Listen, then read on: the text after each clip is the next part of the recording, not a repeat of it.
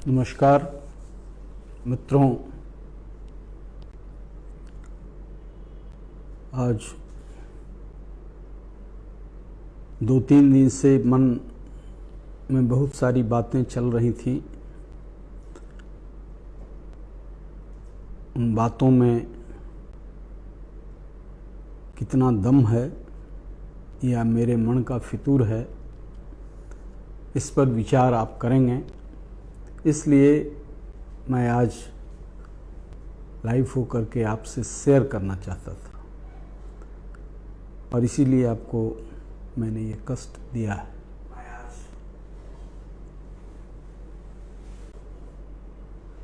राजनीति, लोकतंत्र में राजनीति और लोकतांत्रिक व्यवस्था सबसे उत्तम व्यवस्था मानव जाति ने क्रमबद्ध तरीके से चिंतन करते हुए स्थापित किया। दुनिया में अधिकांश जगहों में लोकतंत्र है, उसका विभिन्न रूप है, लेकिन लोकतंत्र की चर्चा आज है और हर लोग लोकतांत्रिक बनना चाहते हैं। नहीं भी उनका चरित्र लोकतंत्र में विश्वास रखता है तो भी वो दिखावे के लिए ही सही, लेकिन लोकतांत्रिक दिखलाना चाहते हैं।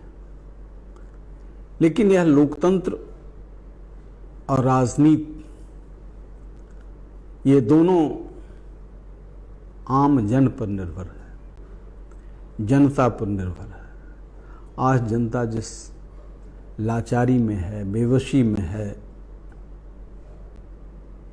पिछले कुछ दिनों में अपने सगे संबंधियों को खोया है जो हमसे कम उम्र के थे। कई लोगों को तड़पते देखा है, कई शुभचिंतकों को, कई साथियों को, राजनीतिक मित्रों को खोया है। तो ऐसा लगा कि क्या हो गया, लेकिन हमारे लिए यह आश्चर्य का विषय नहीं था,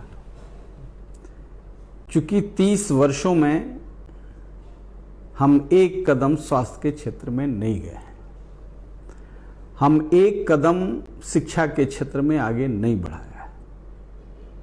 जो हमारा प्रबंधन था उसके विनाश का सब काम, सब रास्ता तय किया, आगे नहीं बढ़े। राजनीतिक जुमलों से लोगों को प्रभावित करते रहे, करवटें बदलते रहे, राजनीतिक गठजोड़ से सत्ता आते रहे। और इस 15 वर्ष में तो मैं सीधे तौर पर 15 वर्ष विरोध में था, एक सत्ता को स्थापित करने के लिए जो सुशासन होगा। लेकिन यह शासन तो हम समझते हैं ऐसा राक्षसी शासन कभी होगा ही नहीं। इसलिए आज मैं सरकार को कोसने के लिए नहीं, आज हर लोग इस बात को समझ रहे हैं। मैं इस बात को पिछले 10 वर्षों से कह रहा हूं। 60 और 70 के दशक में जो यहाँ का मेडिकल कॉलेज था, जो यहाँ पढ़ाई का वातावरण था, जो सेवा का जो भाव था, वो संपूर्ण रूप से समाप्त हो गया। कॉन्ट्रैक्ट डॉक्टर, कॉन्ट्रैक्ट टीचर, जो साथी इस कॉन्ट्रैक्ट टीचर और कॉन्ट्रैक्ट डॉक्टर के खिलाफत में थे, वो लोग भी अंत में कॉन्ट्रैक्ट के जमात में चले गए। लेकिन खैर कोई शिकायत उसकी नहीं है, मैं भी चला जाऊं और समस्या तो वहीं की वहीं रहे। समस्या तो अपने आप रास्ता तय नहीं करेगा। राजनीति में जो भ्रष्टाचार है, वह भ्रष्टाचार व्यापार के भ्रष्टाचार से, प्रशासनिक व्यवस्था के भ्रष्टाचार से ज्यादा गंभीर है। राजनीतिक शुचिता के लिए आपको तैयार होना होगा, हमको तैयार होना होगा।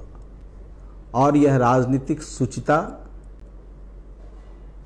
कठिन जरूर है, लेकिन असंभव नहीं है।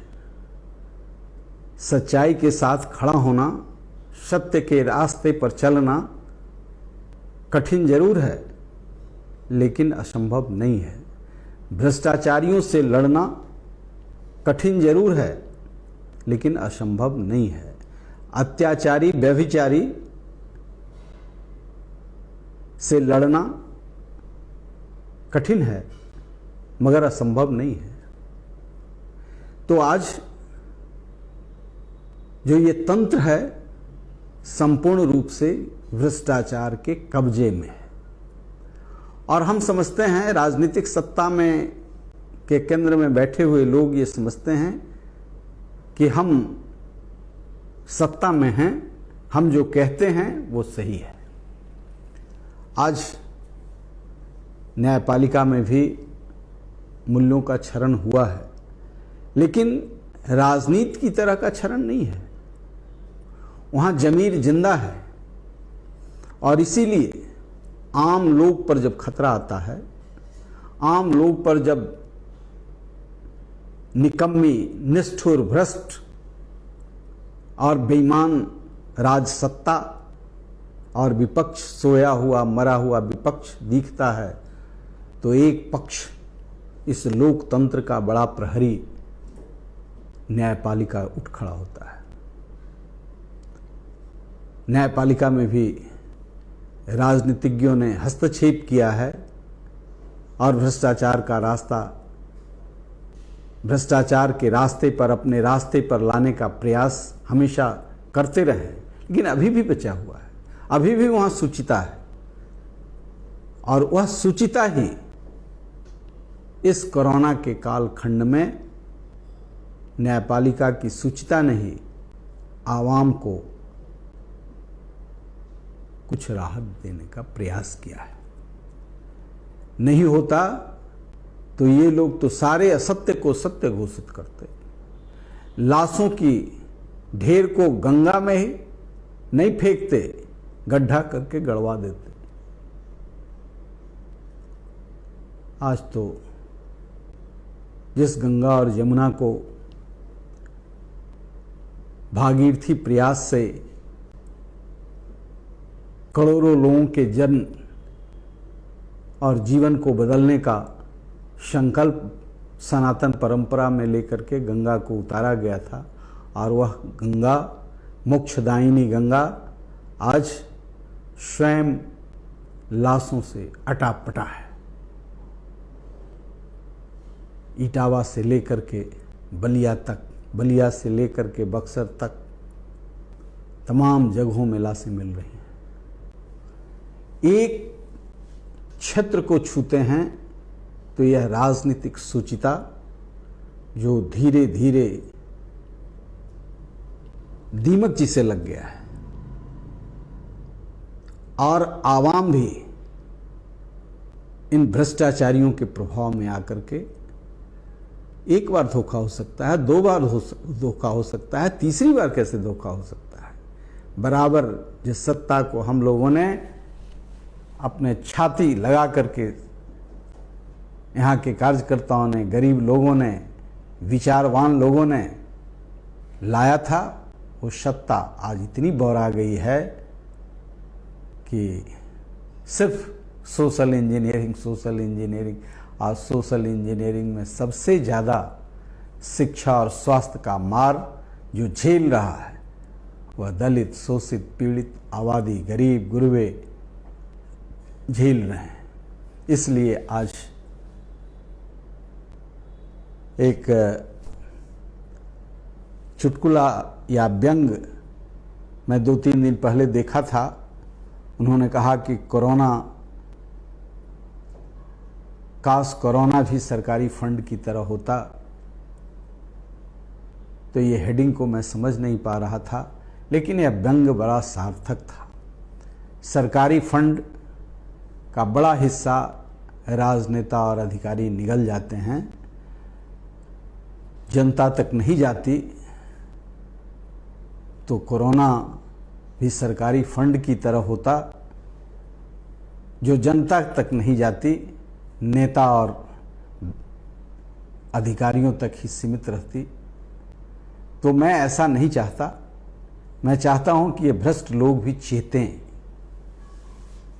ये भ्रष्ट अधिकारी और नेता भी चेतें। प्रकृति की मार बड़ी कड़वी होती है, बड़ा कठोर होता है।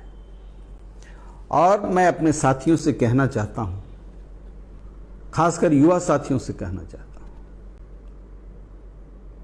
ये 8-10 वर्षों से कह रहा हूं, आप जागो।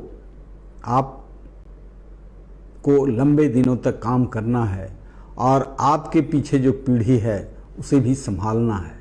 विश्वविद्यालय में हम लोगों ने सुचिता सीखा, अपने शिक्षकों से नीति सीखा, विचार सीखा, और आज भी हजारों शिक्षक हैं, हजारों पदाधिकारी हैं, हजारों कर्मचारी हैं, हजारों सिपाही हैं, हजारों चपरासी 4th ग्रेड एम्प्लॉय हैं जिनके अंदर चरित्र है।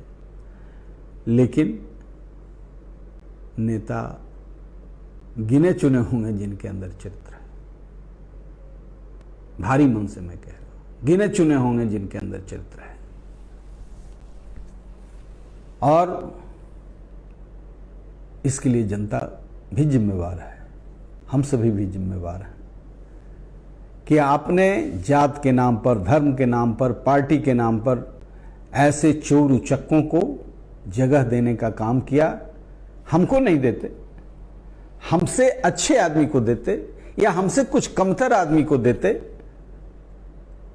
आप वैसे लोगों को चुनते जो बेदाग हो, जिनके अंदर संवेदनशीलता हो, जिनके अंदर अभी मानवता का चिराग जल रहा हो, जो बुझ गया है, जो दवा का ब्लैक मार्केटिंग कराता हो, जो शराब बिचवाता हो, जो बालू बिचवाता हो और जल जीवन हरियाली का नारा देता हो झूठा, जो पेड़ लाखों में कटवाता हो और पर्यावरण पर चर्चा करता हो, ऐसे ढोंगी लोगों से बचना होगा, ऐसे जालिम लोगों से बचना होगा। हम एक शिक्षक के रूप में भी काम लंबे दिनों तक किया है।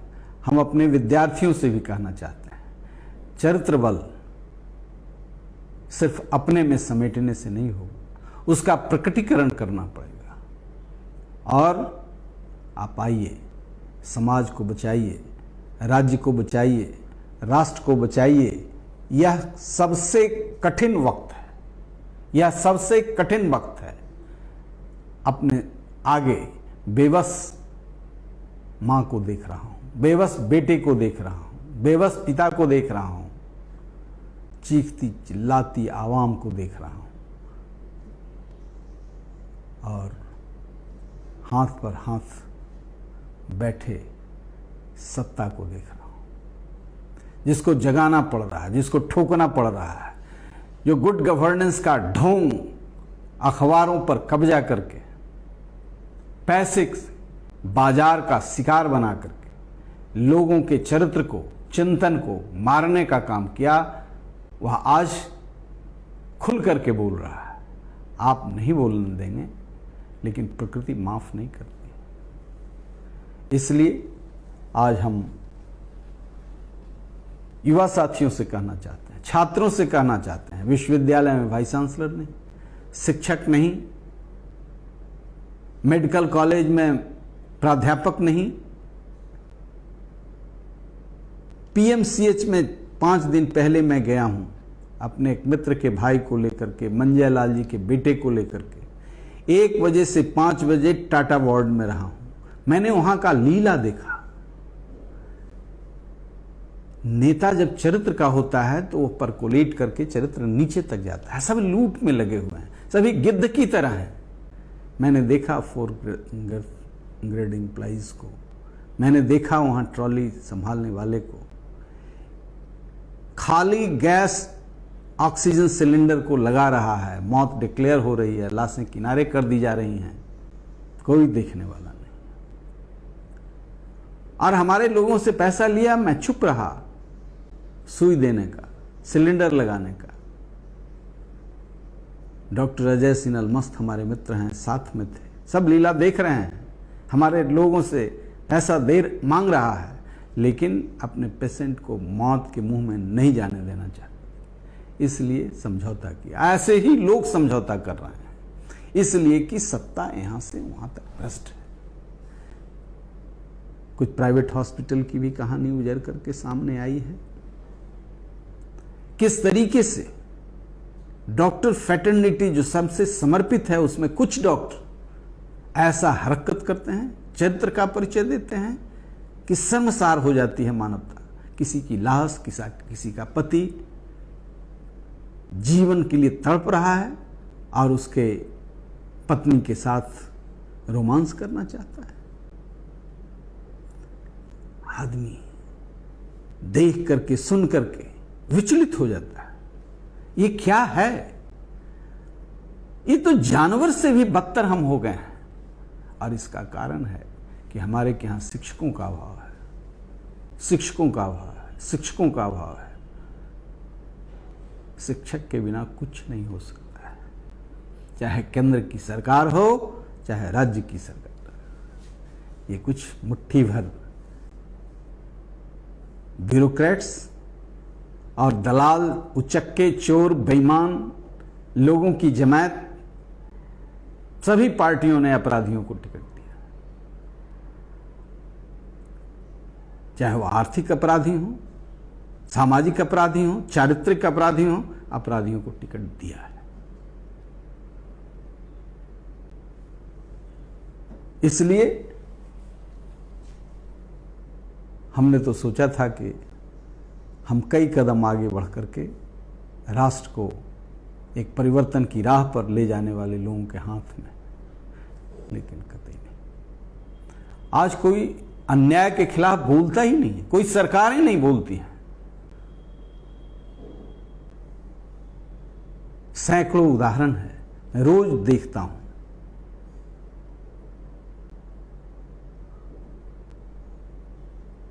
राजनीति में पैरवी लोग करता है, थाना में, पुलिस में, ऑफिसर में, लेकिन पुलिस का विवेक मर जाए, पदाधिकारियों का विवेक मर जाए। एक तो राजनीतिज्ञ अपने पक्ष के चीजों को देखते हैं, भ्रष्ट हो गए हैं, न्याय और अन्याय के में फर्क नहीं कर पाते हैं। नतीजा क्या होता है? संस्थाएं मरती हैं। कल की घटना है, एक व्यक्ति ने रात में डकैती किया,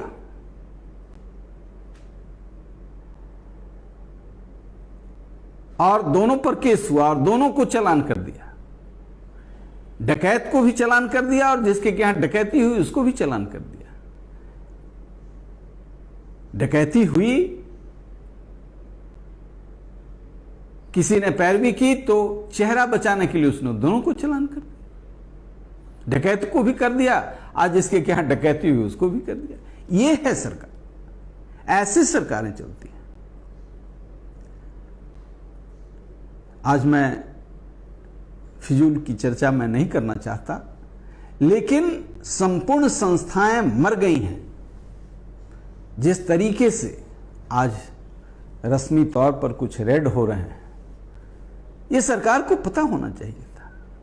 8 महीना इनको समय मिला, लेकिन सुशासन ने सिर्फ विधायक को खरीदने का, सरकारें चल रही थी, विधायक को खरीदने का जुगुत लगा रहे थे, तोड़ने का जुगुत लगा रहे थे। मरने वाले लोगों की चिंता नहीं थी। नतीजा क्या हुआ? नतीजा आपके सामने है। कराहती आवाम, रोती सी सकती जनता, और ये सारे इंस्टीट्यूशन लोगों को मरते देख रहा है। डॉक्टर्स जो संवेदनशील हैं वो इस्तीफा दे रहे हैं कि हमारे पास कोई साधन नहीं है, हम अपने पेशेंट को मरते कैसे देख सकते हैं। लेकिन सरकार के, आपने देखा डिप्टी सेक्रेटरी रैंक ऑफिसर खिचड़ी मांगते मांगते मर गया, पानी मांगते मांगते लोग मर जा रहा है। दवा की तो बात तो छोड़ दीजिए, ऑक्सीजन की बात तो छोड़ दीजिए। जाली किस तरीके से खाली ऑक्सीजन सिलेंडर को लगा करके पैसा वसूल रहा है, जब दम घुट जाता है लाश किनारे कर देता है। हमारे के यहां कोई प्रबंधन नहीं। मैं 10 साल से चिल्ला रहा हूं, सरकार भ्रष्टाचार में लिप्त है, स्वास्थ्य का पैसा ड्रेन आउट हो रहा है, कुछ एक्सपर्ट लोगों को लगा करके पैसे निकाले जा रहे हैं। यहां हुआ है। मैं उस समय से चिल्ला रहा हूं जब औरत के बदले पुरुषों का बच्चेदानी निकाला गया। ये ऐसा अनोखा प्रदेश है जहां पुरुष के बच्चेदानी को भी निकाला गया। औरतों से पूरा नहीं हुआ तो पुरुष के बच्चेदानी को निकाल करके, और इसको सारे मीडिया ने छापा, लेकिन किसी पर कोई कार्रवाई नहीं। हमारे के यहां 39 जिलों में 23 जिला में सिटी स्कैन मशीन नहीं है। माननीय पटना उच्च न्यायालय ने फटकार लगाई, तब इनको नींद खुली है कि हां लगा देंगे, जुलाई में लगा देंगे। जुलाई में खत्म हो जाएगा कहानी। हमारे के यहां बायोडिग्रेडेबल जो कचरा है, जिसको डिस्पोजल करने के लिए मात्र एक, कम से कम मेडिकल कॉलेज में तो होना चाहिए था, लेकिन मात्र 4 जगह है। ये मैं नहीं कह रहा हूं, सरकार ने जो जवाब दिया है कोर्ट का वह आंकड़ा है, मैं नहीं कह रहा हूं। 4 जगह है, भागलपुर में, मुजफ्फरपुर में, गया में और पटना। ये स्थिति है। किस स्थिति में है मैं नहीं जानता। कचरा रास्ते में फेंक दिया जाता है, क्या होता है उसका, क्या रेडिएशन होता है, क्या जनता भुगतती है, उसका डिस्पोजेबल होता है कि नहीं, लेकिन है 4 ही जगह। 15 जिले पर एक सेंटर है। गुड गवर्नेंस है। ये रातों रात सब ठीक कर लेंगे, सिटी स्कैन भी लगा देंगे। ये रॉकेट साइंस नहीं है ऑक्सीजन सिलेंडर तैयार करना। वर्ल्ड क्लास का हॉस्पिटल पीएमसीएच अभी लगाएगा, खूब अखबार में छप रहा है, लगा देगा, 15 दिन में लगा देगा। ये 15 दिन जब हजारों लोग मौत के आगोश में चले गए, चिल्लाते रहे, चिल्खते रहे, इस अस्पताल से उस अस्पताल में दौड़ते रहे। सरकार की बुद्धि कहां मारी गई है, कौन स्वास्थ्य मैनेजमेंट है। आप समझ सकते हैं कि कैंसर पेशेंट है, लीवर पेशेंट है, किडनी पेशेंट है, ये जितने डेडिकेटेड मेडिकल कॉलेज हैं जहां इन विषयों का इलाज संभव है। इसे कोविड रॉकेट साइंस नहीं है, कोविड का फिक्स्ड ट्रीटमेंट है, या आप अल्टरनेटिव अरेंजमेंट भी कर सकते हैं।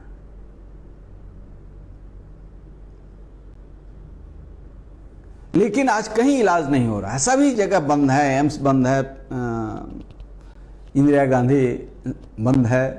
ये सारे जगहों में, पीएमसीएच में हम लेकर के पेशेंट गए हैं 4 दिन पहले, जिनको दिल्ली मैंने भेजा, वहाँ फ्लाइट से, और राम मनोहर लोहिया में इलाज हो रहा है।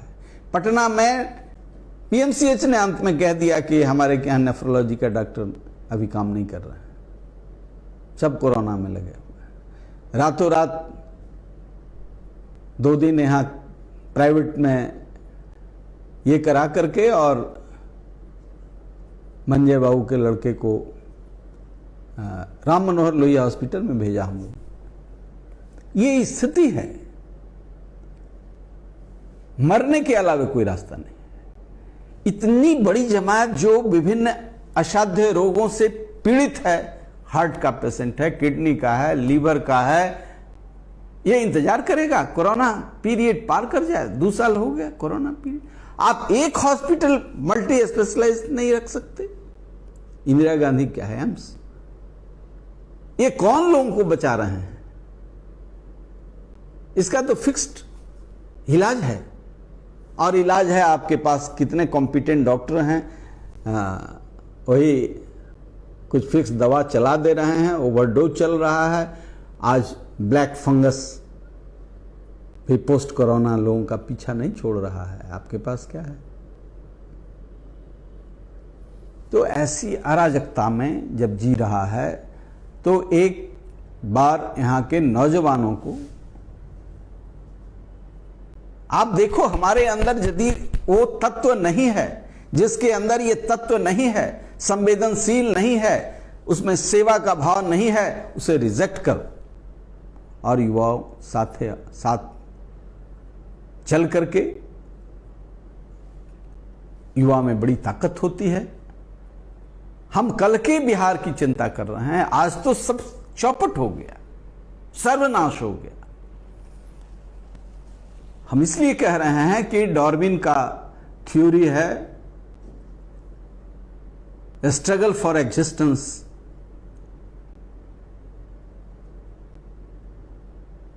Survival is the fittest.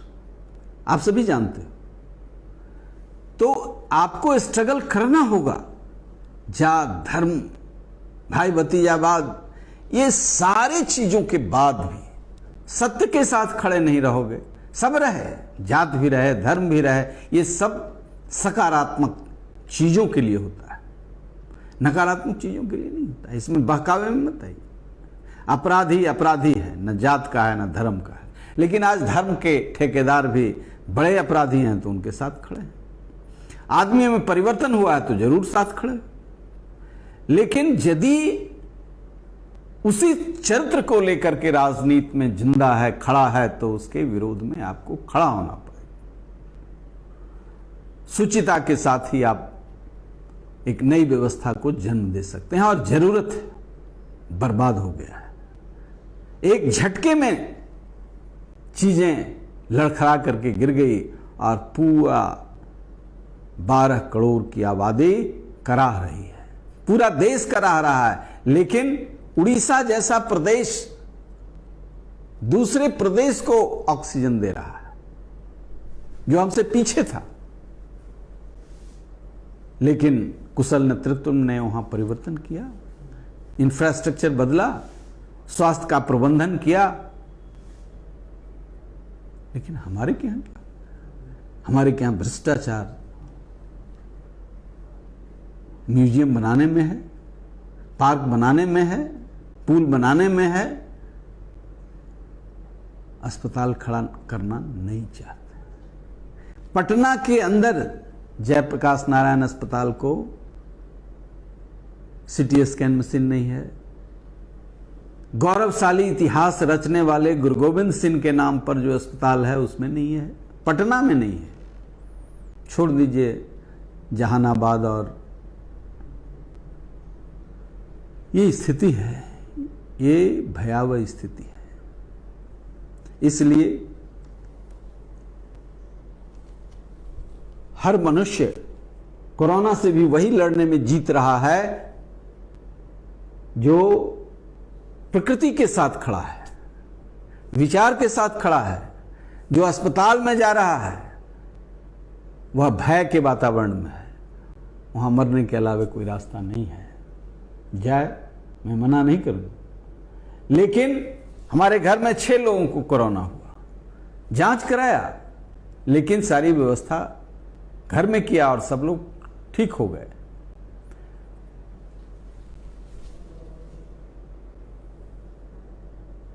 आप जानते हैं, एक विल पावर एक ऐसी चीज है, एक ऐसा मैकेनिज्म है आपके बॉडी में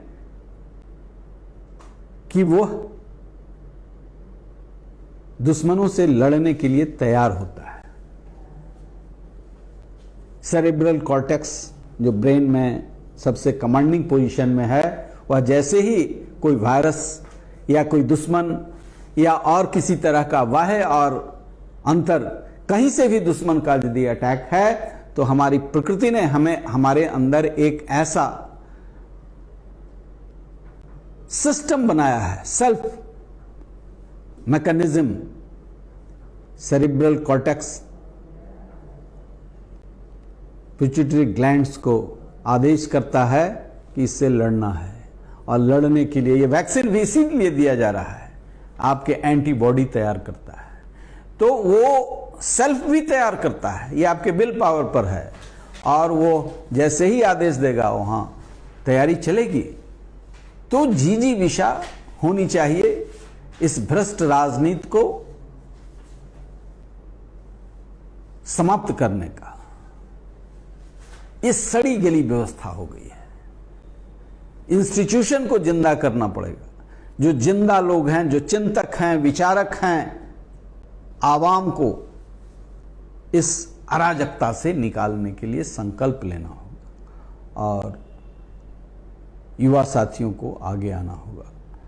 और हजारों लोग हैं जो ये चाहते हैं, जो आंदोलन, जयप्रकाश आंदोलन में शामिल थे, जो परिवर्तन चाहते थे, वे किनारे खड़े हो गए। और जो सत्ता के दलाल थे, चाहे उधर थे चाहे इधर थे, ये हमेशा रंग बदल करके चले जाते हैं सत्ता के करीब और वहां जाकर के वही गंदगी फैलाते हैं और उससे ब्यूरोक्रेटिक और पॉलिटिकल एग्जीक्यूटिव जो है, यह भ्रष्टाचार के इस तंत्र को, बाजार की इस ताकत को मजबूत करता है, आवाम को लड़ने के लिए, स्वयं मरने के लिए छोड़ देता है। आज किसानों की बात हो रही है, इतनी बड़ी आबादी प्रभावित है कोरोना से, गेहूं नहीं खरीदा जा रहा है, कहां से खरीदा जाएगा? पंगु हो गया है, दलाल हैं, गेहूं नहीं खरीदा जा रहा है। इन्होंने मिनिमम प्राइस तो कर दिया, अब बिचौलिया खरीद रहे हैं और फिर बिचौलिया पैक्स के कोटे में भर भर करके, जैसे धान का कोटा पूरा हो गया, वो किसान से नहीं खरीदा गया, उसी तरीके से गेहूं का भी हस्र होगा। चूंकि किसान लाचार होता है, वह 1400 रुपये क्विंटल बेच रहा है और 1900 इनका कविता और झाल बजा रहा है। 500 रुपये प्रति क्विंटल लूट हो रहा है किसानों का, पेट काटा जा रहा है। और 2000 रुपया हम पहुंचा देंगे, हम पहुंचा देंगे। ये पूरा इंस्टीट्यूशन मर गया है, बेईमानों की टोली खड़ी हो गई है। इसलिए शुचिता, सत्यता और इस राजनीतिक भ्रष्टाचार से लड़ने का संकल्प आपको बनाना होगा। जिस तरीके से आवाम लूट रहा है, अंधकार में जा रहा है, व्यवस्था मर रही है, शोषण हो रहा है, सारे सिस्टम अपराधियों के हाथ में चले गए, वो अंधकार अंधकार है। इस अंधकार में एक ही लौ है, सत्य का साथ दो, शुचिता का साथ दो। अब आपको अभी मद्रास हाई कोर्ट का एक जजमेंट 8 मई को आया है, मैं चिंतित हूं। कलातूर एक गांव है बेलमबलूर में, चेन्नई में, यानी तमिलनाडु में। यहां 11 तक 3 मंदिर है जहां मुस्लिम की आबादी 90% है, 10% हिंदू हैं। मैं हिंदू और मुसलमान नहीं जानता हूं, लेकिन इसलिए ये बात कर रहा हूं कि राजनीतिक शुचिता आवश्यक है सत्ता के लिए। सत्ता के आदमखोर लोग कैसे चुप्पी साधते हैं? मुसलमान गलत करे तो वो बोलना होगा, हिंदू गलत करे तो वो बोलना होगा, जात करे प्रजात करे, सत्य के साथ खड़ा होना होगा। तो मद्रास हाई कोर्ट चेन्नई में 9 मई को एक फैसला देता है। 2011 से वहां पर उन मंदिरों में पूजा बंद करा दिया और सरकार ने आदेश किया कि कुछ पाबंदी के साथ आप कर सकते हैं। वो पाबंदी क्या है भाई, क्यों है? तो वहां की बहुमत मुस्लिम आबादी नहीं चाहती है कि आप यहां पूजा करें। और 11 से लेकर के सिंगल बेंच, डबल बेंच होते हुए मद्रास हाई कोर्ट ने एक फैसला सुनाया कि यह सेकुलर स्टेट है, यह न हिंदू का है न मुसलमान का है।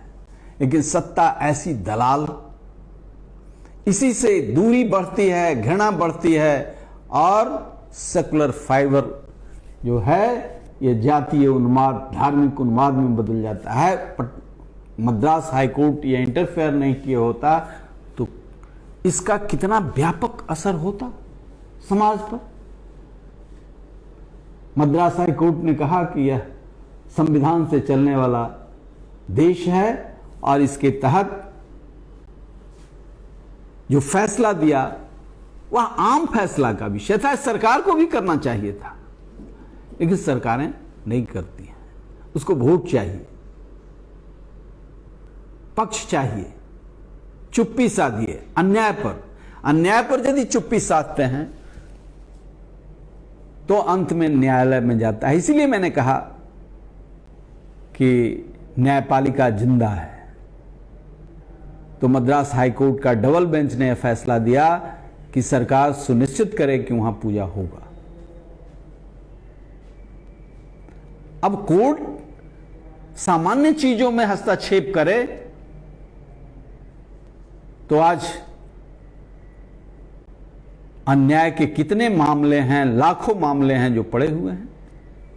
यह भी अन्याय का मामला है, लेकिन यह सामान्य एग्जीक्यूटिव का काम है संविधान के हिसाब से। तो संस्थाएं मर रही हैं और हम देखते जा रहे हैं, और हमको लगेगा इसके पक्ष में, इस कानून के पक्ष में मद्रास हाईकोर्ट के फैसले को किसी बड़े अखबार और मीडिया घरानों ने नहीं सामने आने दिया।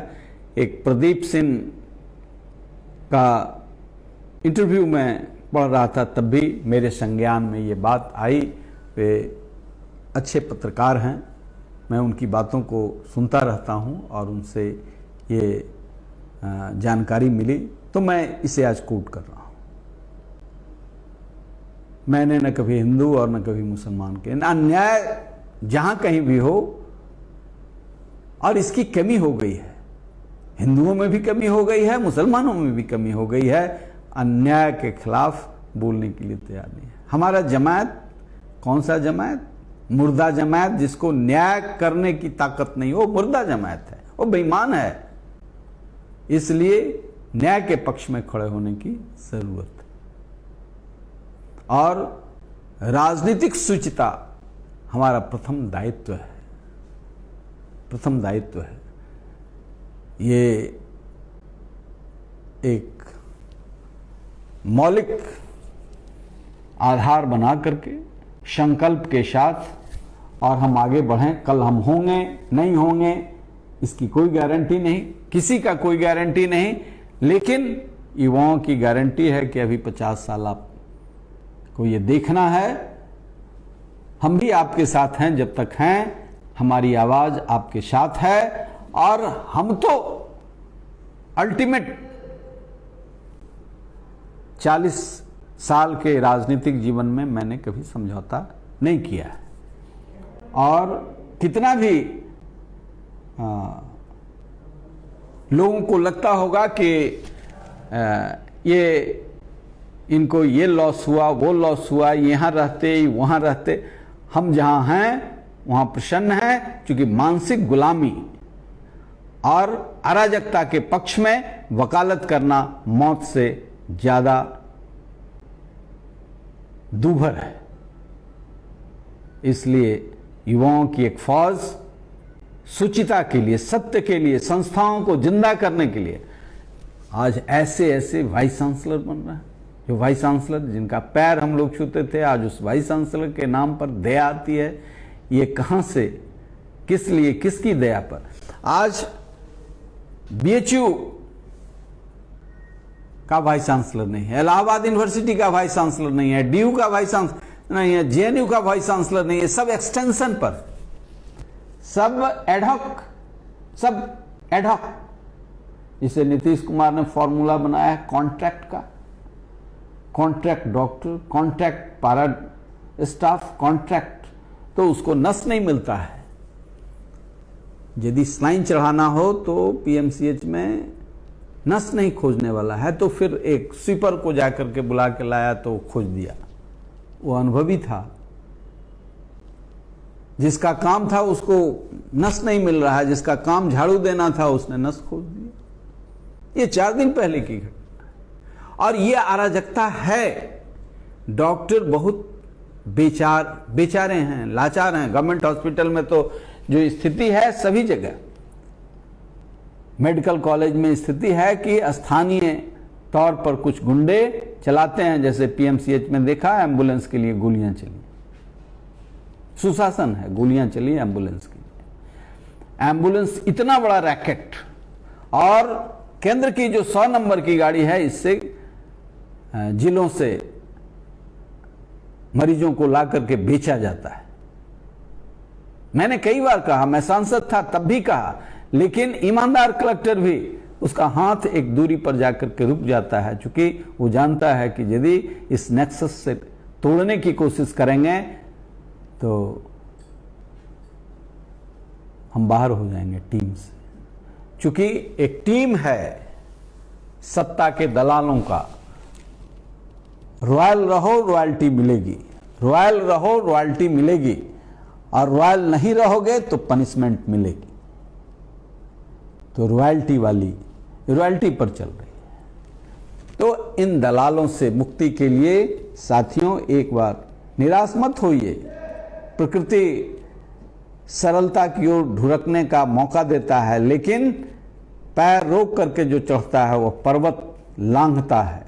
कठिनाई है लांघने में ऊंचाई को, लेकिन एक बार फिर कोई जयप्रकाश नहीं है, लेकिन जयप्रकाश के विचारों को, जॉर्ज के विचारों को, स्वामी सहजानंद के विचारों को, अब्दुल बारी के विचारों को,